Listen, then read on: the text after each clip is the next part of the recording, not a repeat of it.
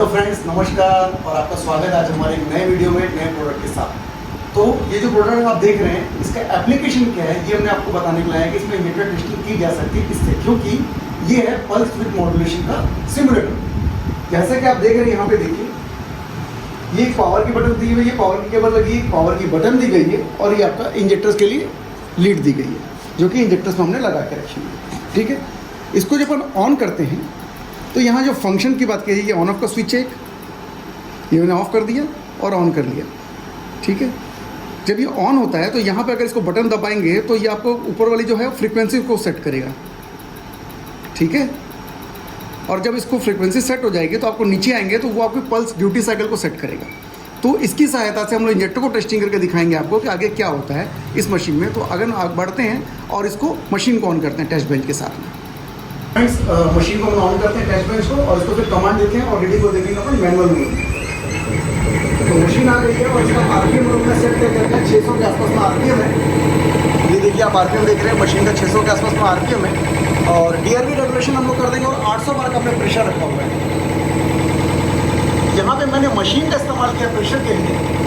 और आपको क्या करना है, प्रेशर के लिए दो ऑप्शन, अगर आपके पास पंप रेगुलेटर है तो आप प्रेशर से कर लीजिए और नहीं तो आप मैनुअल रेगुलेटर लगा के आप प्रेशर को मेंटेन कर सकते हैं। तो प्रेशर मेंटेन हो गया, उसके बाद बात आती है कमांड देने की। तो इसको मैं कमांड दूंगा और इसकी फायरिंग कराऊंगा। अभी देखिए इंजेक्टर की फायरिंग स्टार्ट हो गई है और हम लोग इसकी रीडिंग लेंगे। रीडिंग लेके चलते हैं, आगे बढ़ते हैं रीडिंग लेने के लिए। और मैं इसका शटर ऑन कर देता हूँ रीडिंग के लिए।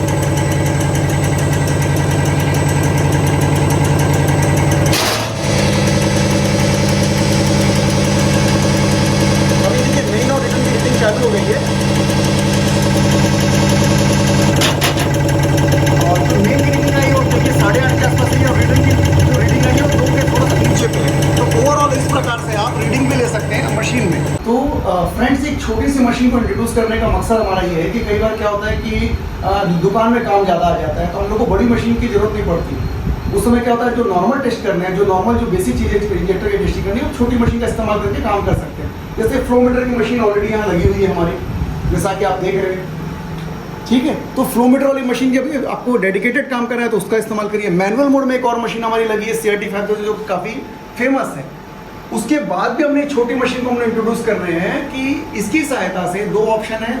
एक ये कि जब काम ज़्यादा है तो आप डायरेक्ट कमांड दे सकते हैं मशीन में, बहुत ही रिजनेबल प्राइस में मशीन अवेलेबल है। प्लस जिन लोगों के पास टेस्ट बेंच नहीं है वो मैनुअल हैंड टेस्टर से भी इंजेक्टर को टेस्ट कर सकते हैं। बहुत डेल्फी डेल्सो सीमेंस के जो इंजेक्टर आते हैं इनको आप रिपेयर कर सकते हैं बहुत ही मामूली खर्चे में।